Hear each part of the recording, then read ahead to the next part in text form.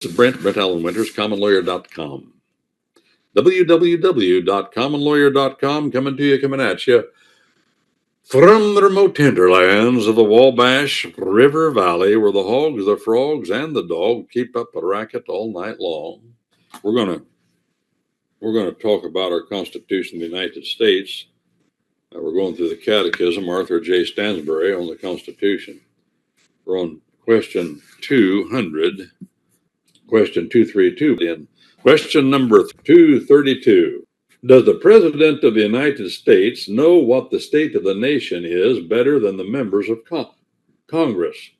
Remember, our Constitution of the United States requires the President of the United States to report to Congress from time to time. Doesn't say once a year. It just says from time to time to give information to Congress on the state of the United States. We call it today the State of the Union. It has become the custom that the President of the United States deliver what we call now a State of the Union address, although our Constitution doesn't require him to do that.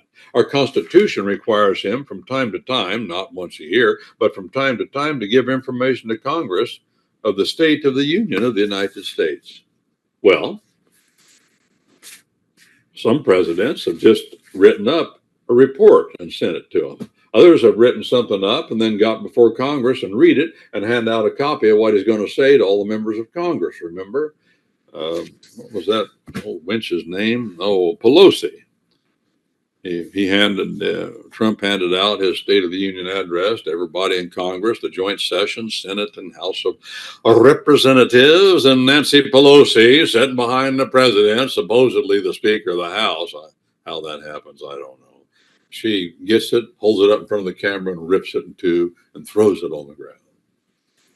Isn't that dramatic? Isn't that dramatic? No, that's girlish childishness, and it shouldn't be allowed in the United States Congress. The dignity is gone. The dignity of our courts is gone because of those kind of shenanigans. We have some kind of a creature on the Supreme Court now that acts that way. The dignity is gone, utterly gone. I see it in the federal courts. I see it in the Supreme Court of the United States. I see it in government. Why is dignity gone? Because manliness is gone. Manliness requires dignity. What you saw Nancy Pelosi do is what high school girls do. High school girls. Are there any women that don't do that? Well, maybe. Be hard to find, but they be out there. Dignity is gone, and when dignity is gone, everything's gone. Common respect for the other fellow, for the office of the President of the United States. Does he know the state of the nation better than members of Congress? Answer, yes. I'm reading from Stansbury's Catechism on the United States Constitution. The President's office is such that he has a better opportunity of knowing it. Each member of Congress resides only in one state. Each member of Congress resides only in one state. But the President resides at the spot in the middle of them all. What does he mean? Well, not at the geographic spot, but it is his duty of all officers below him to send reports of the various affairs in which they are employed to one or other of the heads of departments, and these lay all the knowledge they thus obtain before the President for his direction and assistance in the many and great duties he has to perform. That's a long-winded sentence. What's he saying? He's saying the President of the United States is chosen by all of the states of the United States. All of them are interested in his office. He is responsible to the union of states, not to this state or that state, or the people of this state or that state.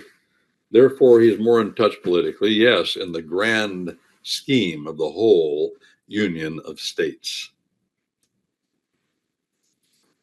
Senator in any particular state is politicking always and campaigning always in that state and telling the people in that state what they want to hear.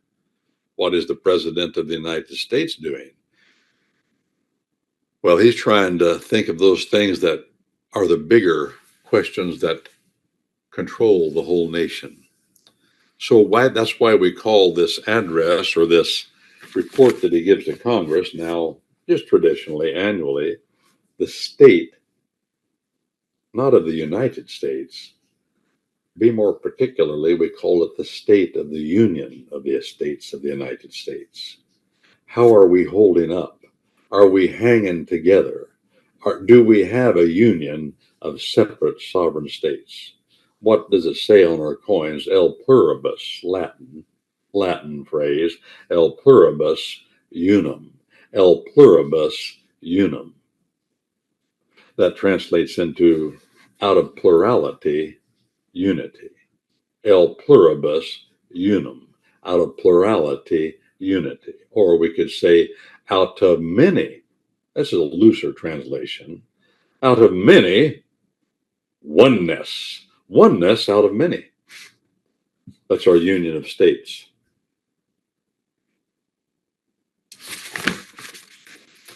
Well, the president, therefore, of all other persons, is best acquainted with the general, important word, general concerns of our nation.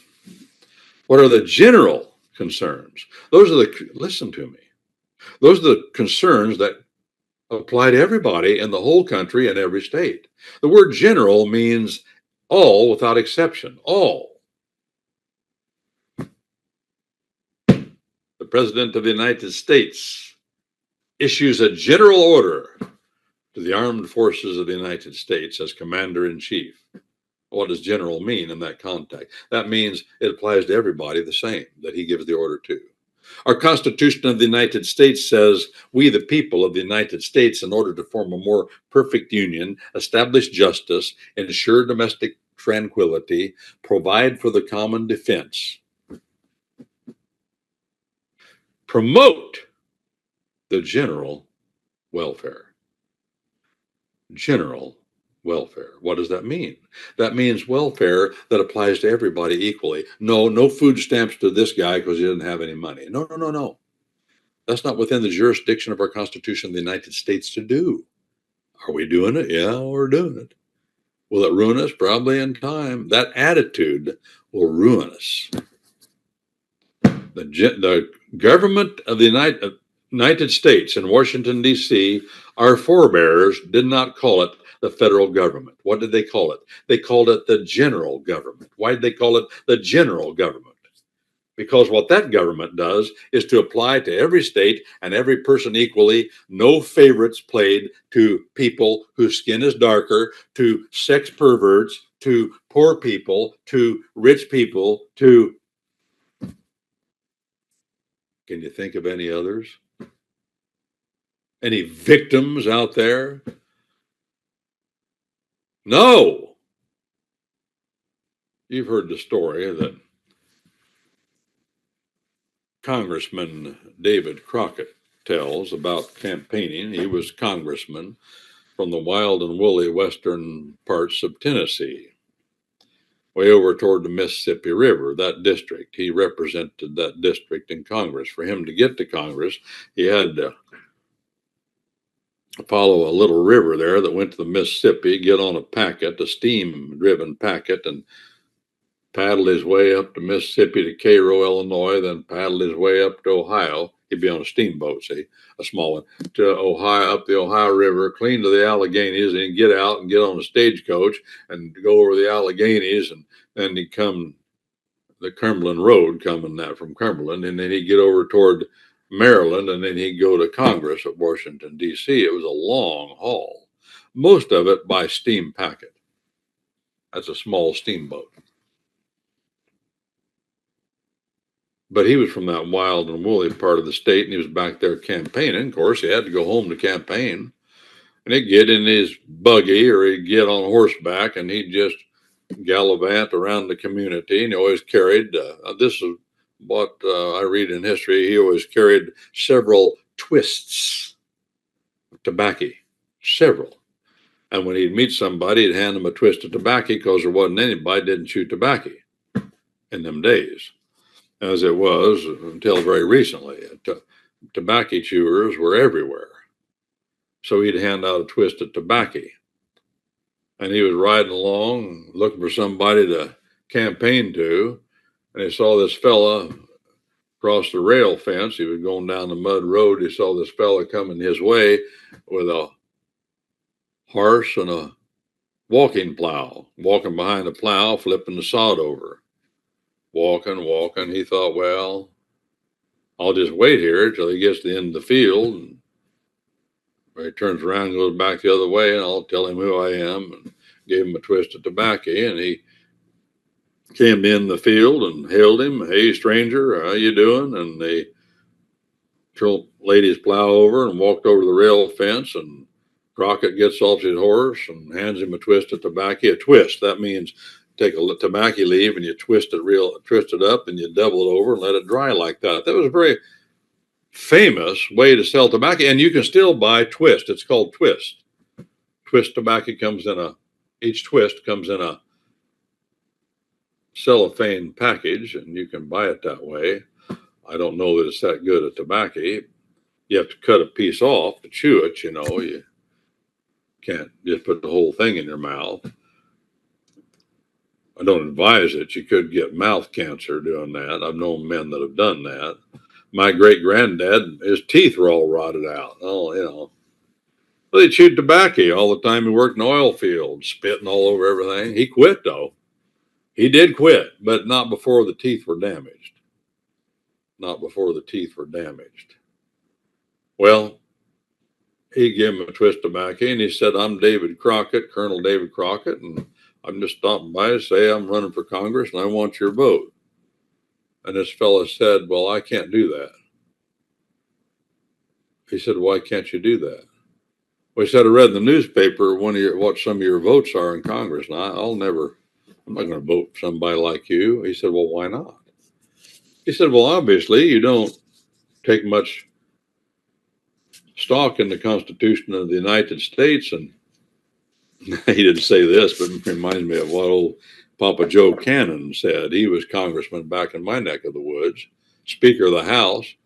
He said that of Teddy Roosevelt, who became president, he said Teddy Roosevelt doesn't have any more respect for the Constitution of the United States than a tomcat would have for a marriage license. Marriage licenses were new at that time.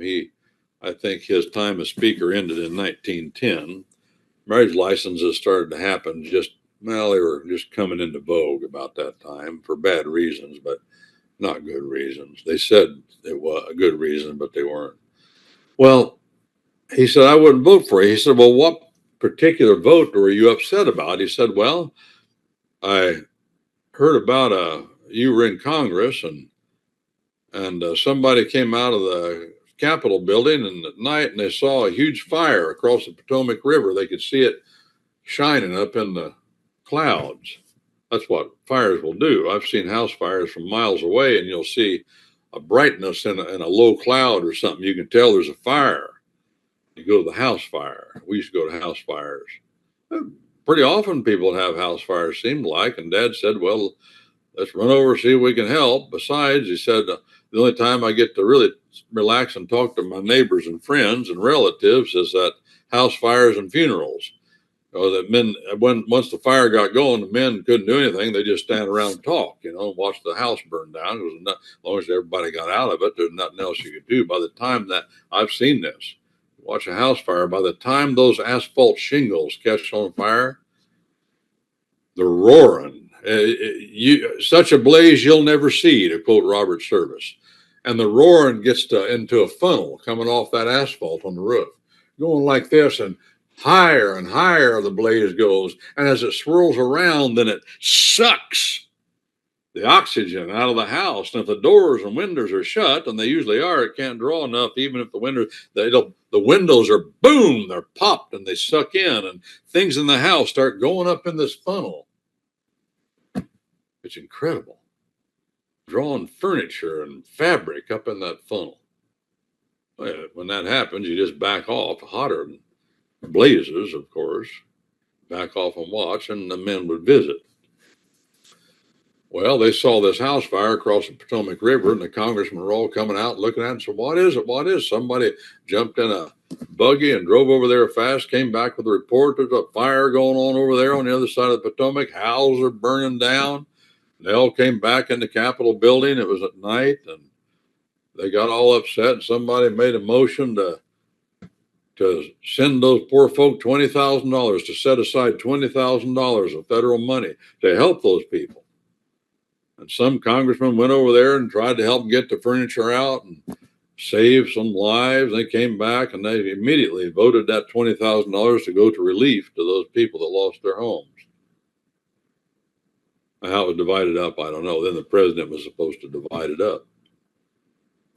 But Crockett felt, he saw the destruction, he saw the hardship, and he voted for it. And this fellow running his plow back in his district in West Tennessee said, "Why'd you do that? What authority did you have to vote particular welfare? Our Constitution says it only authorizes general welfare. That means it applies to everybody equally. And if it doesn't apply to everybody equally and everybody doesn't benefit from it equally, directly, and equally, then it's unconstitutional. You voted for it." And Crockett said, he said that he thought a minute and he said, he said, "I got a lesson to learn here." He said, "I need to be taught what the Constitution says, and you've done that." He said, "I'll tell you what, I'm going to put on a big barbecue. And if I put on a big barbecue, if you'll come to the big barbecue, I'm campaigning, big barbecue, and if you'll get up on the stump and make that speech just like you made it to me, to the people, and then I'll get up and follow up and I'll say, yes, I was persuaded. I want you to do that, and I'll never do that again. I'll never vote for particular welfare ever again, just general welfare." And he did. Put on a big barbecue. Barbecues have been around forever. And barbecues, that's an Indian word. It was the Indian tribes down in the southern United States that invented barbecue. They also invented how to bake the potato. They called it potato, the potato. They did that, and they barbecued. Well, it's a southern thing pretty much, because this tribe, the Choctaw and the Chickasha and the whatever else other tribes there were down in there, those are the two ones I remember more than any other. They actually native there. And it wasn't long. Of course, they're all mixed up with the whites and have been. But, Elvis Presley's mother was Choctaw Indian. I think half Choctaw. That was common. That is common. It still is common down there. Those Choctaw and Chickasha, see, they were part of the civilized tribes. They had their own government, their own right, and their own constitution, all that stuff. Cherokee, Chickasha, Choctaw, Chickasaw, and the Seminole, I believe. I think there were 5 of them, weren't there? You can look them up. But they were never put upon. They assimilated with us, and some of them became wealthy slave owners in the South. They owned slaves of African slaves and from other Indian tribes slaves. I'm not saying that's good. I'm just saying they were just acting like the white folk and prospering better than them. Well, this fella may have been one of them. I don't know, but he delivered his speech, and Crockett said he never did that again. I think his vote showed that. Well, that's the general welfare. And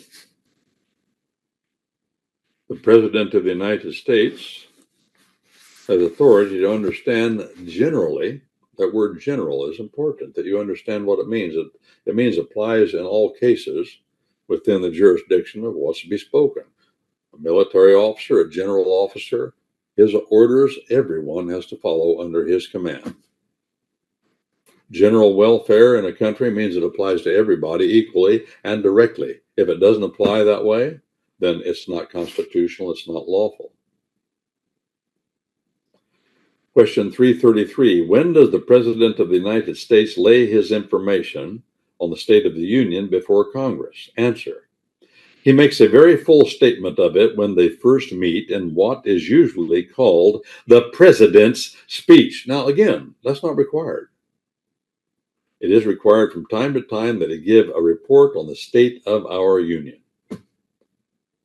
While the two houses are met, he sends to each of them messages in which he gives more particular statements than he could do in his first general speech. You see there now, Stansbury writing this catechism on the Constitution, juxtaposes in contrast two words. What are they?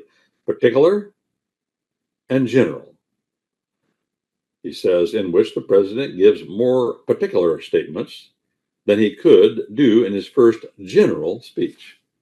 General means overarching, applying to all. Well, this is Brent Allen Winters, commonlawyer.com. www.commonlawyer.com, coming at you from the remote hinterlands of the Wabash River Valley, where the hogs, the frogs, and the dog keep up a racket all night long.